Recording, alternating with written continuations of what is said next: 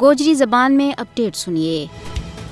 بھارت کے زیر تسلط جموں کشمیر دنیا کو وہ علاقہ ہے جت غاصب بھارتی فوج بلا روک ٹوک انسانی حقوق کی سنگین خلاف ورزی کر رہی ہے۔ وہ کوئی تیڑو نہیں جد بے گناہاں کی جان نہ لی جاتی ہے۔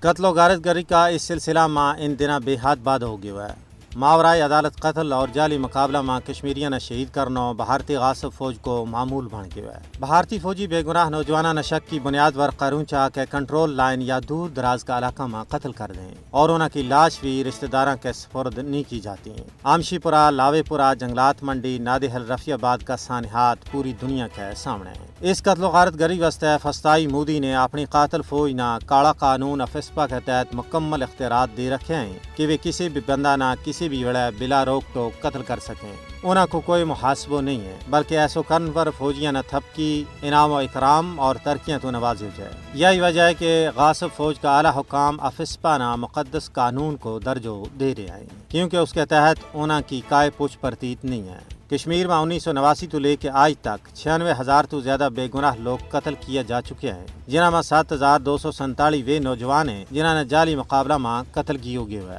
بھارتی مکار حکمران کشمیری حریت پسند لوگوں نے دوران حراست اور جعلی مقابلہ میں قتل کر کے انہوں کی جائیداد ضبط کر کے اور انہوں نے قید و بند کی صحبت دے کے خوف زدہ کرنا چاہیں تاکہ وہ اپنا مشن تو دستبردار ہو جائیں۔ لیکن یہ بھارتی فسطائی حکمرانوں کی پول ہے۔ کشمیر کا غیور حریت پسند عوام جنہوں نے اپنا حق واسطے بیش بہا اور لازوال قربانیاں کی ایک عظیم داستان رقم کی ہے، ان تعدیبی حرباں تو خوف زدہ ہونے والا نہیں ہے۔ وہ ہر صبح و شام اس عزم کو یادو کر رہے ہیں کہ حصول مقصد تک یا مقدس جد و جہد جاری و ساری رہے گی۔